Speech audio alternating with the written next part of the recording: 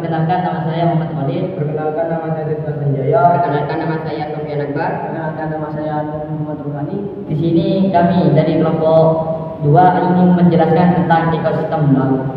Oke, langsung saja ke pembahasannya. Ini adalah ekosistem air laut. Ekosistem air laut terjadi karena adanya interaksi makhluk hidup yang ada di laut dengan benda-benda yang ada di sekitarnya.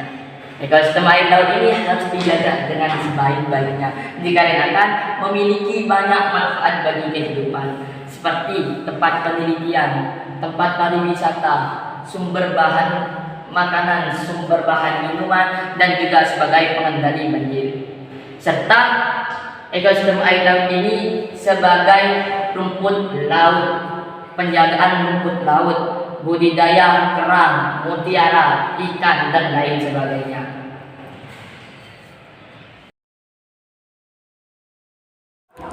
Ekosistem air laut luasnya lebih dari 2/3 permukaan bumi atau sekitar 71% dengan keluasan dan potensi yang sangat besar. Ekosistem laut menjadi perhatian orang banyak, sementara Indonesia juga merupakan negara yang terkenal akan kekayaan laut dan kepulauannya.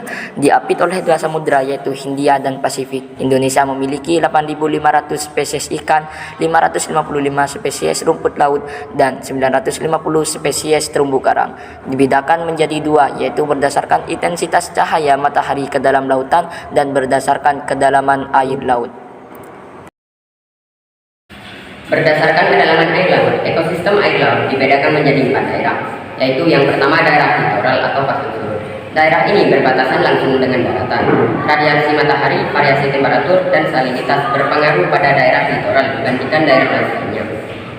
Contoh biota laut yang hidup di sini adalah karpa, bintang laut, kepiting, udang, dan cacing laut.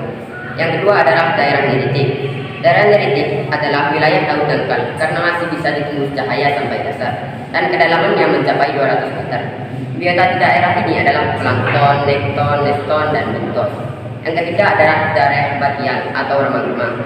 Kedalaman daerah batian antara 200 sampai 2000 meter dan sudah tidak ada produsen. Hewannya hanya ada nekton.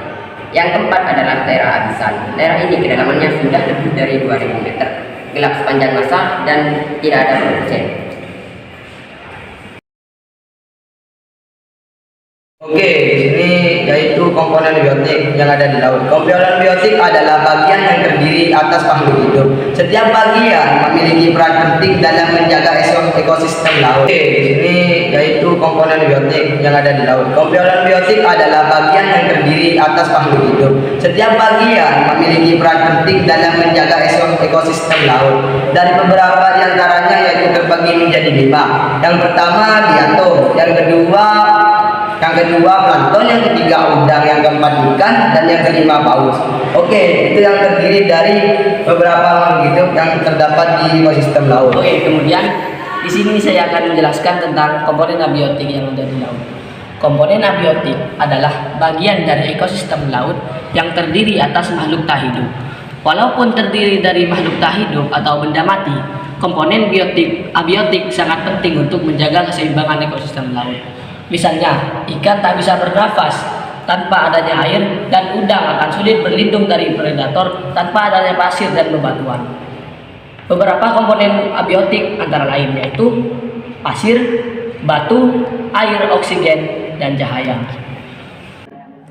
Adapun manfaat ekosistem laut, yang pertama, laut menyerap karbon dioksida, yang kedua, sumber kehidupan nelayan, yang ketiga, laut sebagai jalur transportasi, yang keempat, untuk tempat rekreasi, yang kelima, laut menjadi sumber bahan makanan sehat, yang keenam, laut sebagai pengendali iklim dunia, yang ketujuh, objek guna penelitian, yang kedelapan, sebagai sumber mineral, yang kesembilan, sumber minyak bumi, yang kesepuluh, laut sebagai sumber air tawar yang melimpah, dan yang ke-11, sumber pembangkit listrik. Sekian penjelasan ekosistem laut dari kami. Apabila ada salah, mohon maaf sebesar-besarnya. Wassalamualaikum warahmatullahi wabarakatuh.